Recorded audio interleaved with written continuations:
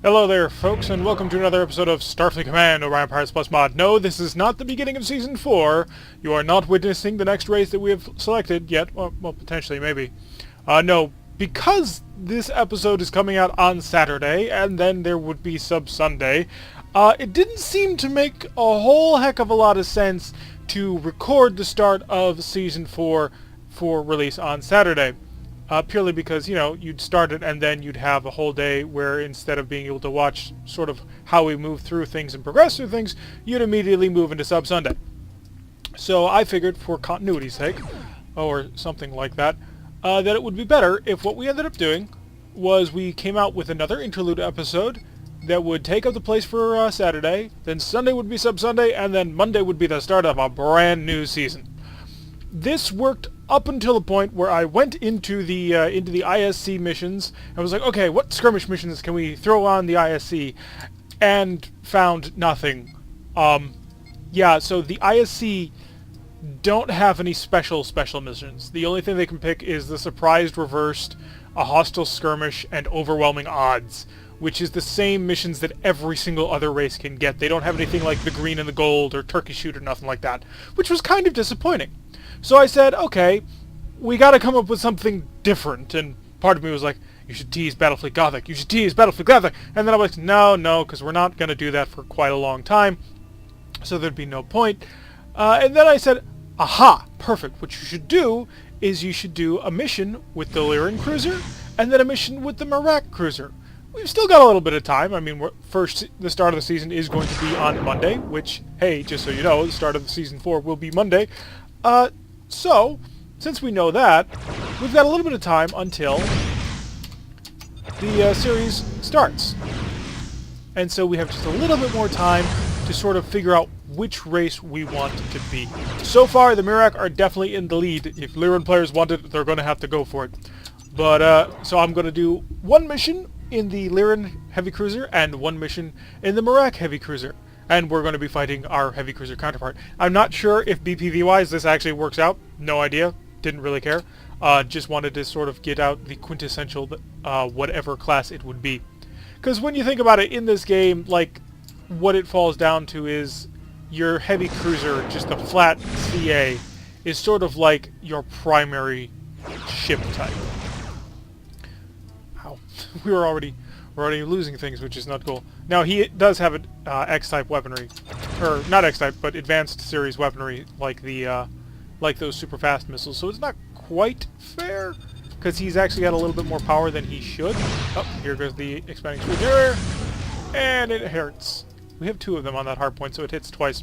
We're doing okay, I think. I'm really not sure. I've never played the Lyrans. Ever. So this is an interesting experience. Defense. Tractor beams. Okay, didn't need them. I was like, I have some defense for this, don't I? So Lyran ships are built around the expanding sphere generator, and also, like a lot of races in this area of the galaxy, they also make considerable use of disruptor technology. Disruptors are solid, reliable, they shoot a lot, so they're kind of the favorite for a lot of races. The Klingons use a lot of them, the Mirak use them, the Lyrans use them, and so disruptors are great weapons just for skirmishing. But their primary heavy weapon, the heavy weapon that really sort of like separates them from what they normally would be considered, is this expanding sphere generator. Now, the expanding sphere generator creates a bubble around me, and this bubble I can ram into things. The bigger the radius I put on this bubble, the less damage that it will do, but the more area that it will influence. The smaller the radius, the more concentrated the damage will be, but I have to get closer to my enemy in order to use it. So it can be a little bit of a game figuring out, okay, what would be optimal range to use the ESG. The ESG also, like phasers, has its own capacitor. It doesn't run off of a heavy weapon like a heavy weapon charge system. So we can charge it at different rates if we don't need it so much. And we're never really in a situation where, like, oh crap, what do I take offline, because we can just reduce the amount of charge that we're getting from our ESGs. And we should probably keep working on this. Things not going well. The ESG is also fantastic for anti-missile defense, because it creates a bubble around my ship that is just it's purely defensive energy that gets used up. It'll hit anything that gets close to me. Fighters, missiles, PFs. It'll just smack him with all of my firepower. Okay, now he's out of missiles, which puts him at a huge disadvantage. Because once you run out of missiles as a Mirak ship, you're in trouble. Not doing well. Oh, we're doing okay. I suppose we're both kind of crippling each other. But we're out of repair parts, so not great. Although he is running low on a lot of essential equipment. I would call it essential anyway. So basically, the expanding sphere generator was designed to defeat Mirak missile technology, because this missile technology is very powerful, very scary, and quite frankly, if you manage to... The thing about missile technology is, well, yeah, it does have a limit in the number of shots you get in the mission. You're able to move at such high speed with all this weaponry charged at full power, so you're firing every turn or every other turn if you have certain launcher types, which is just a considerable advantage. And so the Lyran got a weapon that is not just, you know, fantastic at... Oh, there we go, we got it. Lyran got a weapon that's not just fantastic at, like, dealing damage, because if you get in close with one of these ESGs at full power at 0 radius, it does a considerable amount of damage. But also it serves a secondary defensive function, which is really cool.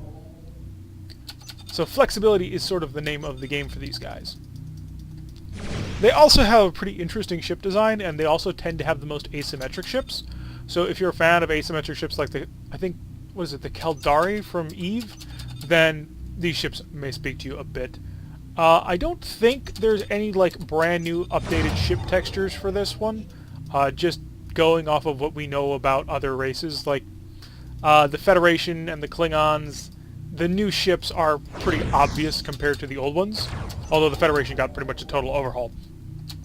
But if you were to look at, like, the Klingon light cruiser, the original model, and compare that to the D5, you can just tell that the texture quality of the D5, which is part of the Orion Pirates Plus mod and not part of the original game, is just significantly better than what the original light cruiser looks like. So just kind of judging by looking at this, I'm gonna guess that this doesn't have the upgraded textures. It might, but I didn't play Lyran enough so that I don't play Lyran enough to, like, instantly notice the difference like I did with the Klingons. I do think, however, that the Mirak got a couple of ships that had improved characteristics on them. So, and also the HUD on this is very clean. I like it. Not the garish colors. Oh wow, we've really ripped them apart. It's kind of slow combat because it is early era cruisers, but still, this is excellent. Going much better than I figured it would.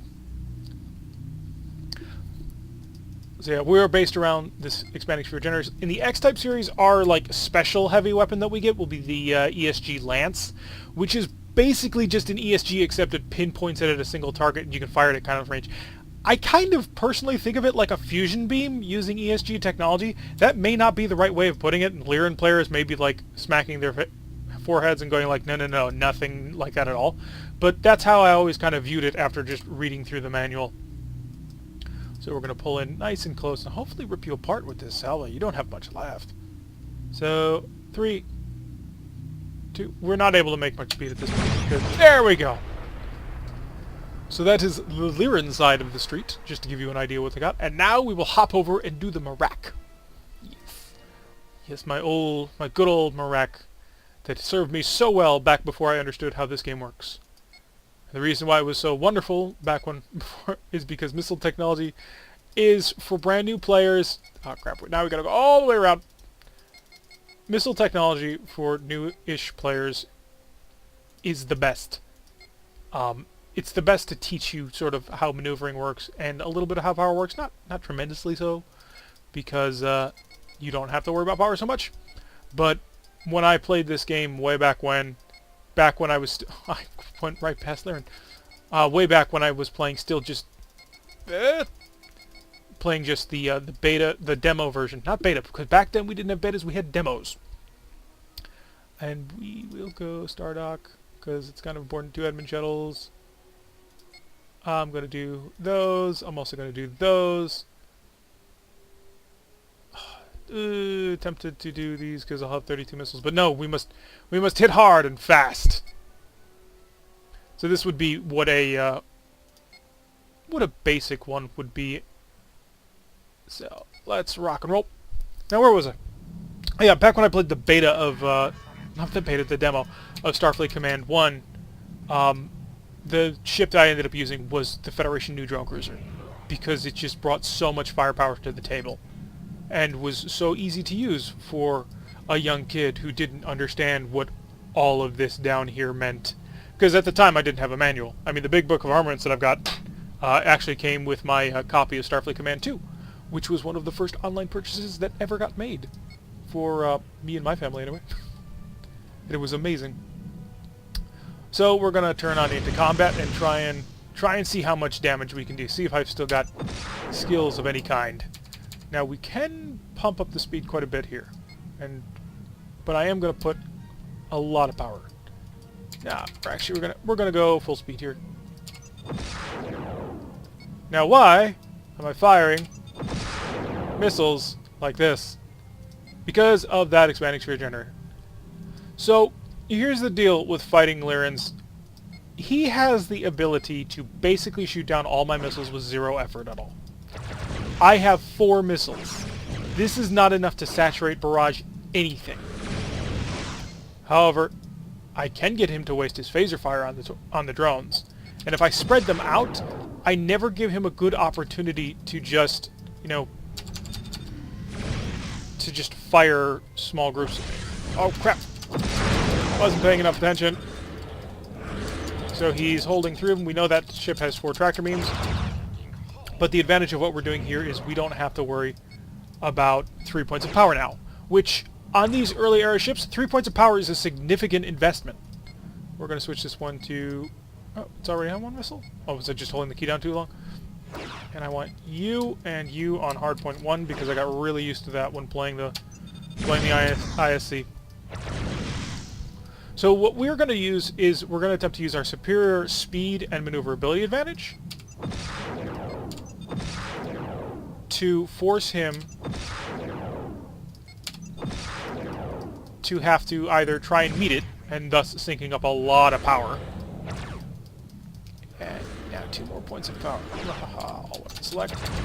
And at the same time, we're going to skirmish sort of at range. We want to keep away from him so that he can't just turn that ESG on us and hurt us badly, because that will hurt us pretty badly. How many missiles do I have to tubes? I've got 13 reloads left, so we're going to prep another one. And now we've got a staggered launch setup.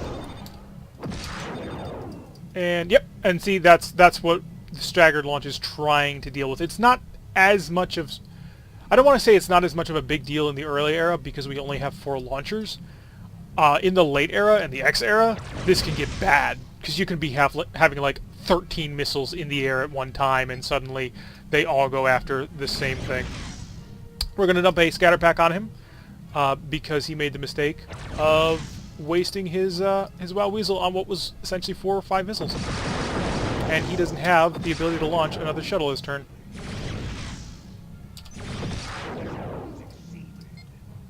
And now we're going for saturation here. Because he's... Oh, okay, so we have an 8 drone limit. Which I should have known because Mirak ships have double drones. So what that means is we have basically double control over the number of drones we can fire. And we got in close, and we knew we got in close, but I'm going to call that worth it. So we can control twice the number of drones as we have launchers. Command ships, like Federation command cruisers and stuff, will have even greater drone control. And I think the way it works in Starfleet battles is you can also sort of hand off drone control between escort ships. So he's used at least one of his ESGs, although this one might come online. And so large dreadnoughts and stuff can like then feed off of several ships using drone control. If you kind of understand. So you'd have a dreadnought which has like 12 launchers, and then you'd have 2 destroyers with double or triple drone control, and the dreadnought would fire triple barrages, and it itself wouldn't be able to control all those barrages, but because it would have escorts, those escorts would then be able to support that barrage.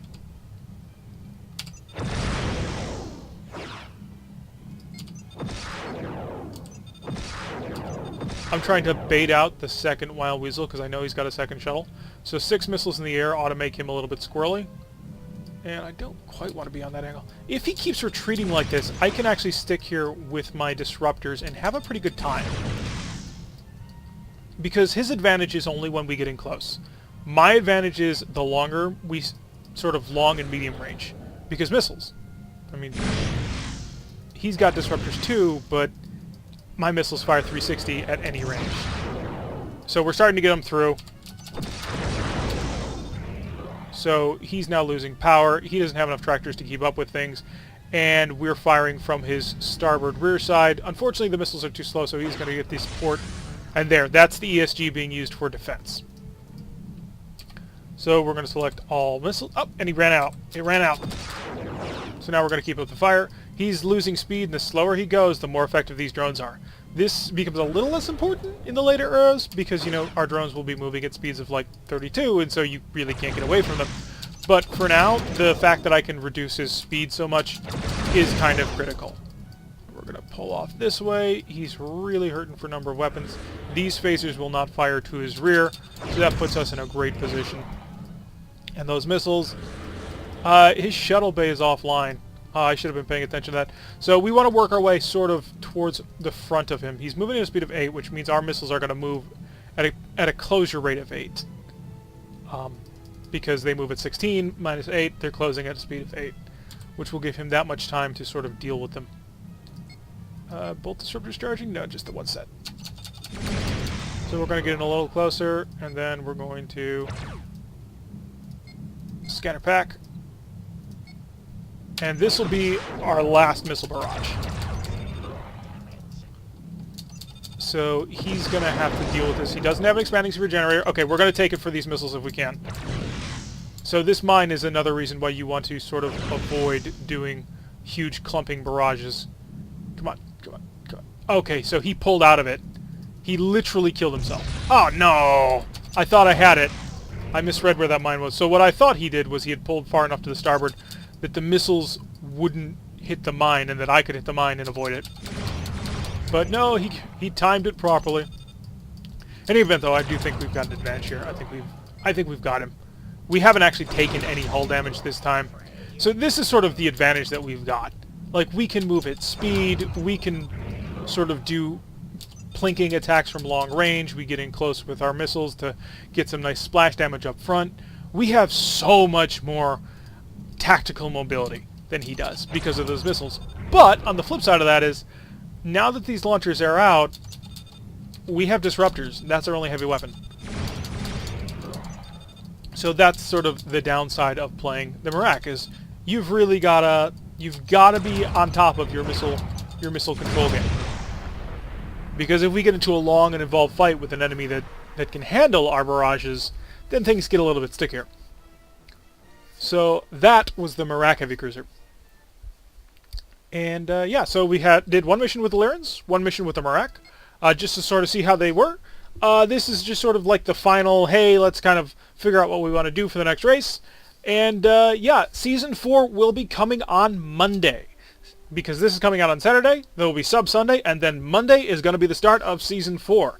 So I'm looking forward to it. I'm hoping you're looking forward to it. Anyway, I've been Mirak. If you like what you've been seeing, hit that like button and subscribe. If you want to receive a notification every time I release one of these videos, press that little bell icon next to the subscribe button, leave a comment, and I will see you all at the start of Season 4.